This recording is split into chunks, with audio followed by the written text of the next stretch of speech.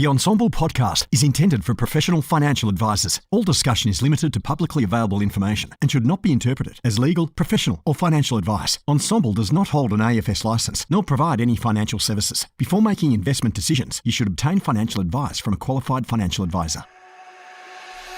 Hello, my name's James Wrigley. I'm a financial advisor and one of the principals of Melbourne-based financial planning firm First Financial. I've been a long-term listener and contributor to the Ensombl group and podcast, picking up some amazing nuggets of gold over the years. And through this podcast and the people that I'm able to speak to and interview, hopefully I can continue to deliver some of those nuggets of gold to you. Are you having conversations with clients about retirement? Are they asking how much money they'll need? Are they worried they'll run out? We're proud to introduce the new North Retirement Space on Ensombl, featuring Q&As with economists, webinars with product innovators, and unfettered access to retirement specialists to support your advice. Join the conversation today with North, a better way for retirement. Okay, welcome back to another episode of the podcast. I have the pleasure of speaking with David Orford today. David and I had a quick chat over the weekend about what we were going to cover today. The main topic of today's podcast is going to be about account-based pensions with longevity, or these kind of lifetime pensions that are starting to pop up from different product providers at the moment. We're going to talk about a bit about the history and kind of the evolution of that. But David, when we were chatting over the weekend, as I just mentioned, you're up to some really interesting projects. I would really like to start with maybe if you can tell the listeners kind of who you are, what you're up to, and we'll maybe go back a bit into your history before we get into the topic of today being the lifetime pensions. David, thanks for joining me. Oh, thanks for having me, James. What I'm currently working on is getting younger people access to housing. So I was involved in the housing policy of the Liberal Party at the last election, and I saw that young people making superannuation contributions is not a good thing, because early in life you want to have a good time, you want to run around on the beach, you want to go overseas, get a car, get a bike, go out, just have a good time while you're fit and healthy. You also want to find a partner and buy an engagement ring and put a deposit down on a house. So by having 11% of their pay put aside to something that's not going to happen for 45 or 50 years is just a silly thing. There's plenty of time left later in life when the kids have grown off your hands to do that. Yes. So currently there's a Senate inquiry running on this very topic, and I've been asked to do a bit more. So the things I'm working on are the First Home Super Saver scheme. Yes. Not many people know about that, but it's a really good scheme for helping people get a house deposit. And I'm also working on HECS, because young people like me, when I was young, I went to university and had to pay off HECS. So that takes somewhere between 2 and 10% for really high income earners out of your pay to pay off the debt. Now, why should that occur immediately? Why can't it be deferred a bit? Because then people would be able to save for a home deposit. And homes are really important because they're geared. You can't gear super, but you can gear a home. Yeah. So you can control an asset 5 times larger, and you'll be much, much better off. You'll save rent and all that sort of stuff. So that's just a few of the things I've been working on. Yeah. And so you're an actuary, is it right? Is you an actuary by trade or description, is it? Yep. Have I got that right? Yeah. Yeah, that's right. And have you always been in and around the kind of super system? Yeah, I've worked in every area of actuarial endeavour, general insurance. I'm involved in the workers' compensation review going on now. It's a minefield. What did you say that? It's a minefield? Yeah, it really is. It's so many interests, and we need to get people back to work and play as soon as we possibly can. That's for their benefit. And so there's so many things that stand in the way of that. But during my life, I've been designing lifetime annuities for life insurance companies and super funds. Yes. So I probably designed more than anybody else. And when I was designing them, I realised the pitfalls in the current annuity design. If you want to provide a CPI indexed annuity for a life insurer, a manufacturer, there's a huge amount of risk involved. One is the longevity risk, because people are living longer. So for every year that goes by, we live about 15% of a year longer. So if you take the difference between us and our parents, say it's 20 years, we will live 3 years on average longer than them. And the increases in longevity will continue because medical research is continuing, and we will solve far more things in future and will live even longer still. The other deficiency with the existing annuities is the asset liability mismatching risk, in that you can't get to invest assets that exactly match your liability. Liability goes out for 40 years, from 65 to maybe 108, I think it is, on the Australian life tables now. So they're sort of dangerous things, and what I wanted was to design a lifetime annuity that didn't carry that sort of risk. For the manufacturer. Yeah. And so we've had lifetime annuities around for a period of time, and I was asked to be a guest along at an event a few weeks back, and the question was put to me and a couple of other financial advisors on the couch to say, we using annuities in the original sense, and me and a few others kind of said no, not really, particularly given the drop in interest rates that had happened over the last decade or so, when all the 100% asset exemption disappeared, then we had a 50% asset exemption, and then you throw in their really low interest rates and kind of locked in really low interest rates. The appeal wasn't really there. Do you have a sense of what the uptake of annuities, the traditional type of annuity, has been over the last decade or so? Do you have any insight into that? Oh yeah, it's really disgusting. It's less than 2% of retirees. Yeah, right. And the reason it's disgusting is because the people that don't take annuities take lump sums, and they do things like go overseas and buy new cars and upgrade their houses, and they spend the money. The money's there for them to have an income for the rest of their lives, but not afterwards. You can't take it with you. And when they fall back on the age pension, guess who pays for it? A taxpayer. That's you and me. We pay for older people that are sucking up the age pension. And my generation, the baby boomer generation, we're sucking it up. We're costing the government far more because there's so many of us, and we're just living longer than ever before on the age pension. Thanks very much, the younger people paying the tax.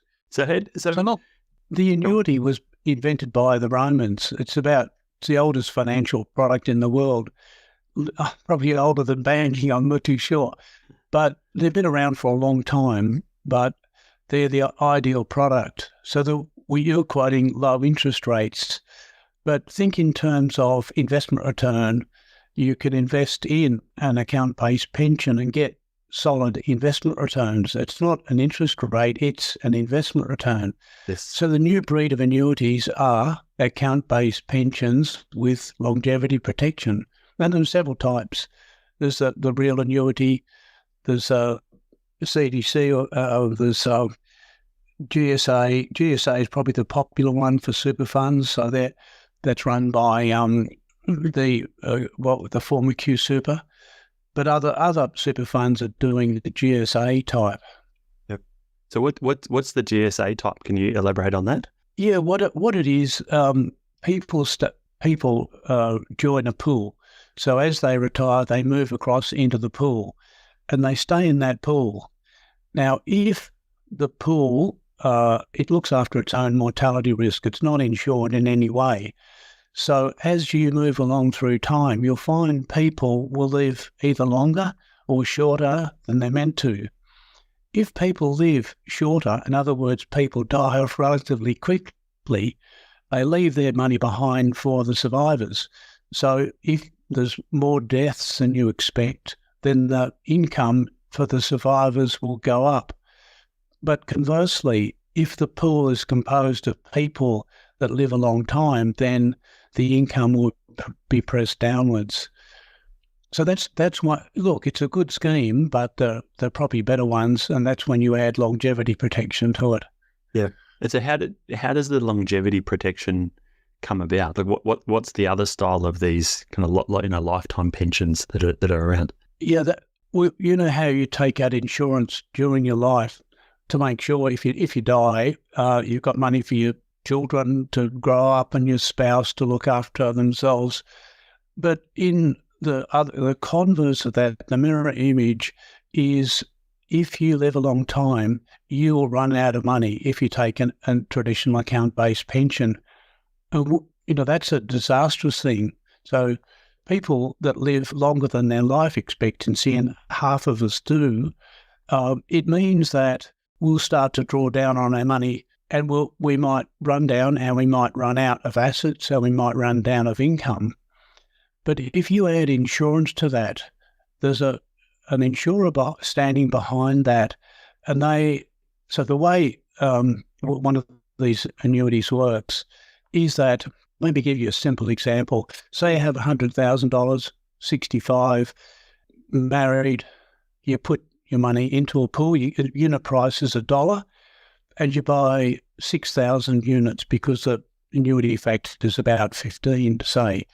So you will get 6,000 units for the rest of your life. The units stay the same over time. And what's happening is the insurer is picking up the shortfalls and funding them and taking the small excesses out of the pool. So they're ensuring that no matter how long you live, you will continue to get 6,000 units cancelled every year for the rest of your life. And those units, a bit like an account-based pension units, they go up in value. So it's not the traditional CPI index, it's a more different type of investment type product. And here's where the planner comes in, because with a traditional annuity, a planner is not really needed after it starts. But with this, the planner is, because you can switch between investment options. If you think the market's going down, you advise your client, hey, look, I think the market's a bit toppy at the moment. Good to take some of your assets out of the equity market and maybe put it into the fixed interest market, or conversely. So the planner is still required. That's probably a good thing for the person, because people need estate planning advice as well. There's all sorts of things, and children taking advantage of their parents, how do we counter that? There's lots of things that a planner can still get involved in post-retirement. And by somebody having a investment linked or lifetime annuity, that there's still a role for the planner to play. So that investment, you mentioned about your 6,000 of your units get cancelled each year as you're kind of running down your capital or such over time. If I'm then switching investment options, I go from the share fund to the cash fund to the international fund, whatever I'm doing. How does that then interact with this idea of units that are being cancelled over time? Can you explain how that works? Well, it's the same way as an account-based pension. Say you were getting 6,000 units cancelled, and you thought they were equity-based units. You wanted to come out of that, so you wanted to take half of those, say 3,000 of them. Say the unit price is still $1, you get $3,000, but that's an income, $3,000 a year of income. Yes. You move them across to another unit type. Say the unit type has got a unit price of $2, then you will get 1,500 units of that unit type, and so the calculation will be 1,500 units times the $2. That 3,000 would be cancelled every year in the future, although the unit price will go up, so there'll be more, hopefully. So there'll be more money available. Worth more. Yeah, okay. So really, it's just the same as a unit trust, except that it's not an asset, it's an income. You're changing from one to another. Yep. And so you were involved with we were talking over the weekend, you were explaining that you were involved in some way, shape or form with this new legislation, or I call it new. And you enlightened me that it's been around for a number of years now. But can you talk about your involvement with this? Yeah, I guess it was a fair while ago, but when I was about 26, I thought, I'm going to retire on a CPI indexed annuity. That's the right product for me because I'll get the income for the rest of my life. I'll use up all my capital. When I'm gone, there'll be nothing left. That'll be great. I'll use it all. It sounded like a good, a good actuary deciding that at 26 years old. Yeah, but when I started to design them for life insurance companies, I realised the deficiency. And then I read a World Bank report in about 2011. But I'd started before then, but the World Bank report was the World Bank advises countries. So the World Bank says, okay, here's some different types of lifetime products. Here's an account-based pension. Here's a lifetime pension. Here's a capital guaranteed lifetime pension. And here's taking it out as cash. So the advice to countries was to look after your citizens well. In other words, make sure that each citizen in their retirement has got enough money to last them for the rest of their lives. So they evaluated the different product types, but the World Bank didn't come down and say, this is a better product type. They're just saying these are different attributes to each product type. But in the story, they mentioned 4 countries where 80% of people voluntarily purchased lifetime pensions at retirement. And there were different reasons. So the first 2 were Sweden and Denmark. Okay, they're smaller countries than us, but the unions decided that in their negotiations with the employers, hey, look, we want X% of our pay put into a super fund. Now, next demand is we want our members to be on lifetime pensions when they retire. Well, the unions were protecting their members in retirement. They actually wanted to 100% reinsure their longevity risk. So the employers said, no, we couldn't care less. You go and do that. So the unions ran a survey. They selected a panel of life insurers, and their members started to take lifetime annuities or pensions when they retired. So the rest of the country, the government saw what they were doing, the non-government employees saw what the unions had done, and they all said, we're going to have some of that too.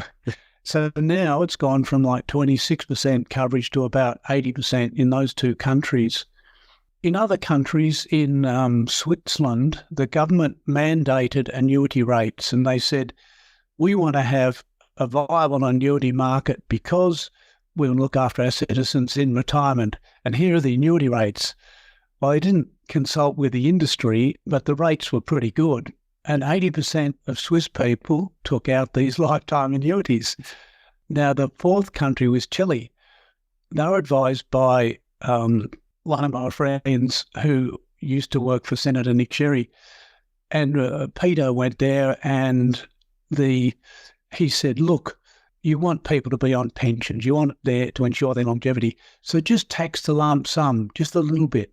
So they tax the lump sums a few percent, and then people sort of woke up. So 80% of them, at the time this was written, take lifetime pensions. So my involvement has been trying to get the government to change the rules. And the rule change is simple. It's really in the existing or the old legislation, it said an annuity is something which lasts for life and you have the same dollar amount or it increases with inflation. And what I wanted was this lifetime annuity or pension lasts for life and you pay out the same number of units every year. So all I was doing was substitute units for the word dollar. Yeah. Now, a woman called Kelly O'Dwyer, I never talked to Kelly O'Dwyer, but I talked to people in her office. She just took the recommendations of a financial system inquiry and started doing it. The system inquiry, like all the others before it, said, we want a viable market for lifetime income streams in Australia, to protect our citizens in their old age and so they don't run out of money. So she just started it. And we didn't know. We just cottoned on. We worked with her office. We worked with the Treasury officials. And she passed the legislation on 1 July 2017. No firecrackers. no celebrations except from us because we knew what she'd done.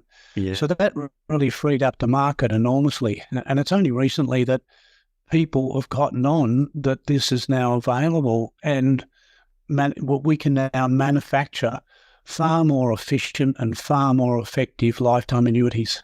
Yep. So under the lifetime annuities at the moment, there's special concessions around age pension and eligibility. You know, the asset value gets reduced by a certain percentage at different ages. Was that all tied up in the same piece of legislation in 2017, or is it separate? Well, we didn't know that Kelly O'Dwyer was going to do this, but she put out a paper which we in the industry discussed, and she said, we want to give a boost to lifetime products because they're the only things that are going to offset the cost of the age pension. Yeah. If people take lump sums or they burn up their income or their assets very quickly, it won't offset the age pension. And the whole point of superannuation is to offset. Why do you think we gave the tax concessions? We gave the tax concessions so you would offset the cost of the age pension, and that's not happening. Yeah. So we need people to take lifetime annuities. So what she did on both assets and income, she only took 60% of each and threw them against the assets test and threw them against the income test. Yes. So the result being that if you have an income that is payable for life, and it, really is payable for life, then you can get, I think it's up to 8 or 9% extra income. Actually, James, not to promote my book, but our book in Chapter 6 contains a number of examples that financial planners just really love to see. Yeah. So it shows if you take a lifetime pension or if you take an account-based pension, the amount of age pension that you get. So it's a little bit more, but planners seem to be well aware of this fact. Yeah. Yeah. And so that's all kind of wrapped up in the same thing. So then it's taken a few years for the product manufacturers to come up with different products. And so then we've got, is there two broad types? There's the first one that you spoke about where you're part of a pool, and then it depends on the mortality of the people in that pool as to the level of income that you earn. And then the other type is this more unitized product that you're referring to that has a life insurance benefit. Are they the two? Is there any other combinations that people have come up with in terms of products? Yeah, well, there's the existing one, which is you mentioned before, with an interest rate. Yes. So that's like I call it a fixed annuity. And actuaries and financial planners, their minds are locked in there. So, yeah. They need to come out of the closet because it's a whole new world out there. Yeah. So there's only 2 life insurance companies that have developed real lifetime pensions or annuities. So life companies can only issue annuities. Super funds can only issue pensions, but they're the same product. Okay. So any 2 life insurers, I think AMP is not a life insurer anymore. Yeah. But it has got a similar product to a GSA, which they're telling me is doing really, really well in the marketplace. I think the Retirement Trust of Australia, the old Q Super, they've got a GSA. Yep. That was the first one that I was aware of, yeah. Yep. But I guess the interesting thing, James, is that the government is really, really upset with the superannuation industry. And, I didn't know. I know the Liberal Party and they were really trying to push this with a covenant, but the super funds backed off the covenant and said, well, we really don't want to do this. Yes, we'll have to set objectives, but we really don't want to offer lifetime pensions. Yes. Now the Labor Party came in and they're saying the same thing. So they're running the arguments now. You super funds better start to look after your members in retirement because you're not doing a really good job now. I guess there was a study the other day that said, I think it was 80% of people who were aged 80 died and they'd run out of money 2 years before they died. Yeah, right. And you think, that just shouldn't happen in a society like ours. That just shouldn't happen. How did that happen? Yeah. And it's because they buy a caravan for their daughter, they give money for their sons or their grandchildren's education. They've got all this money there. But yes, but that money is needed for your income in the future. So people tend to run down on their assets if they can touch them, and they think this is like winning tax lotto. Well, this money we've got in our super fund. It's the same kind of challenge. It's the same kind of challenge for people in their like in their working lives as you're saving up money and paying off your home loan, or you've got money in this offset account. I'm sure there's people that have done studies that suggest that the more access to money that you have, the more you tend to spend it, rather than think of the future. And it's the same with the retirees. If they've got access to a lump sum of money, you'd expect that they're more likely to spend more of that in the short term rather than thinking about the long term and their longevity. Yeah, look, James, I couldn't agree with you more.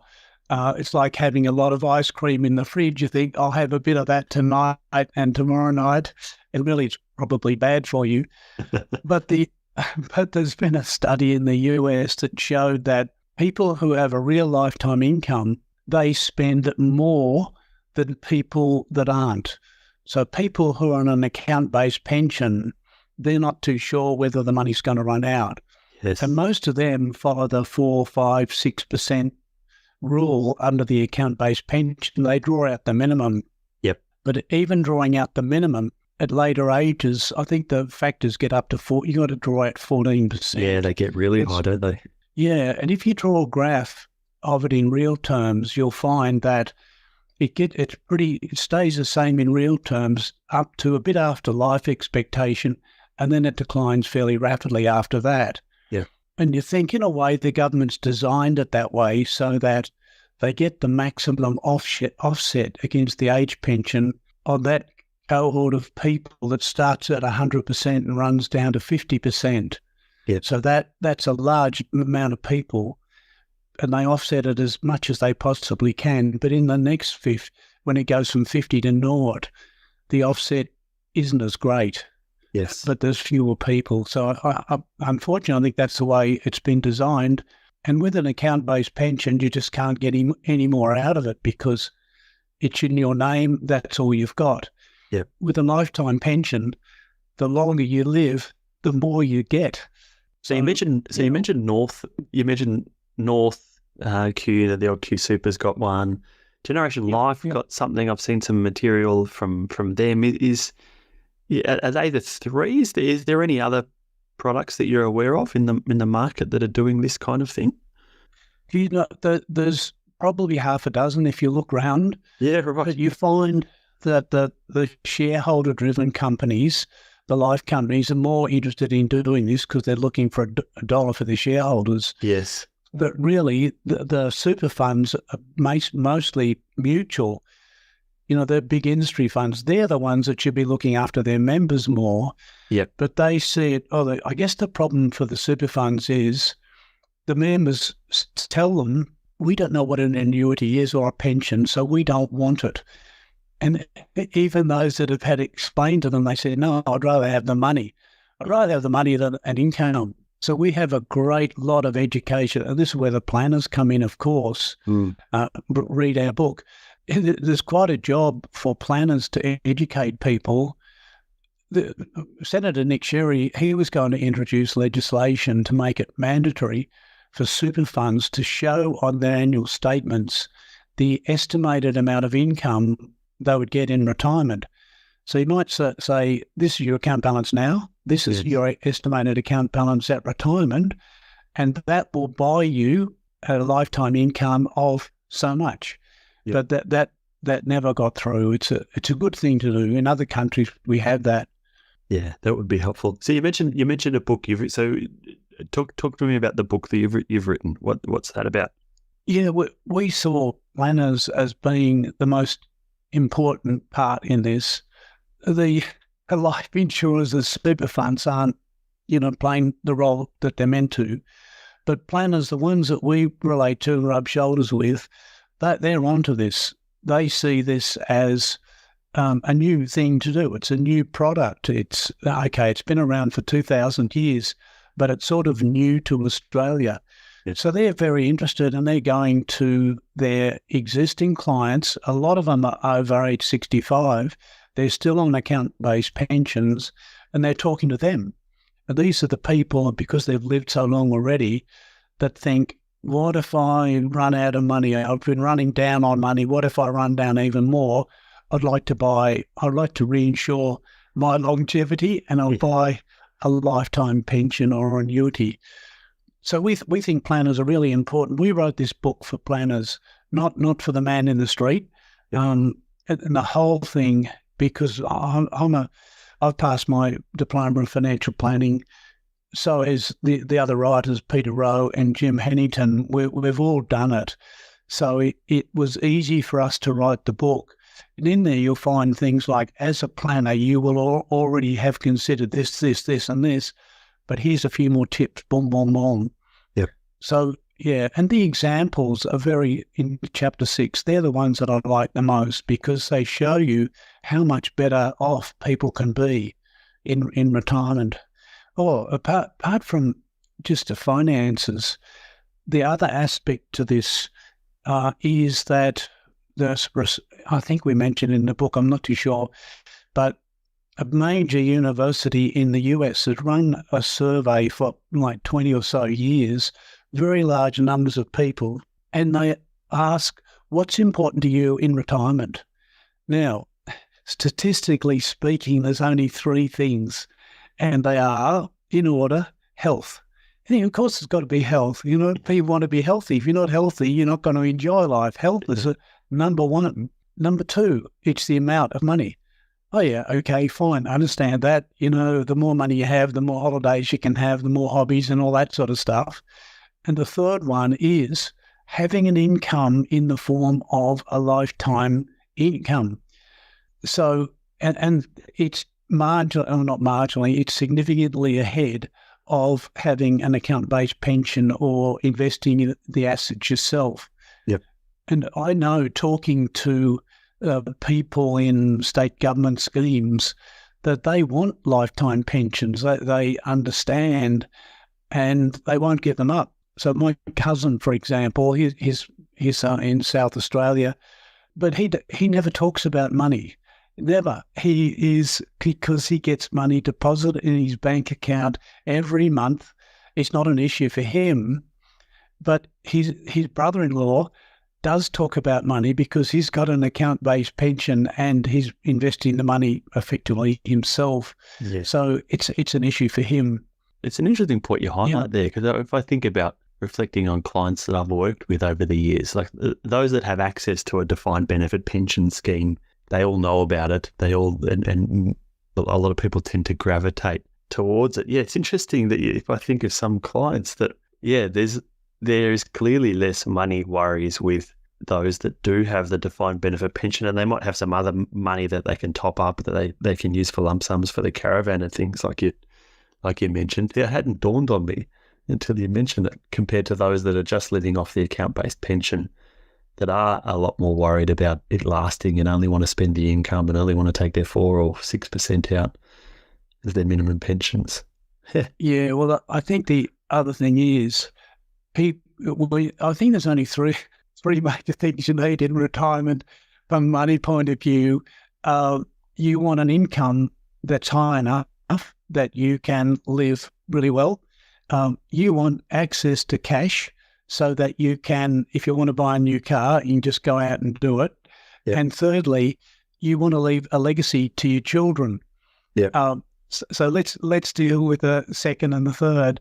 Access to cash can come by having private investments, or you just take some of your pension and put it in a savings vehicle, a non-super savings vehicle. So you can build up. If you want a new car, just save up over a year, say, or whatever, out of your lifetime pension income. Yep. So access to cash is really important to everybody, because if we want to buy a new car or go to hospital and have operations, we need that money to be able to get us through. So access to cash is important, but you don't need everything in cash or liquid form. Yep. The other one is the legacy to your children. And I guess in my generation, we're looking at our children and think, my God, are these our children? They have different mindsets. They're not working nearly as hard as we do, and eating smashed avocados. We didn't have those in our day. We used to eat bread and jam. So, but still people want to leave money to their kids. So that's an important thing. So I always think, I think my parents left me a house and a bit of money. So I'm going to do that for my kids, but I don't think I need to leave them any more than that. I'll leave to them what I was left. But I think my generation want to do even more than that. But really, we need to help them with education, not necessarily depriving ourselves. So in my case, when my parents were really old, I just said to them, hey, look, I'm not doing really well at the moment, but I will ultimately. So I don't need your money. You use it all. Please use it all. Go on a world trip, buy a new car, do whatever you want, go to have wild parties. But they didn't. So, but that's the thought, isn't it? Your parents have only got 10, 15, 20 years left to live.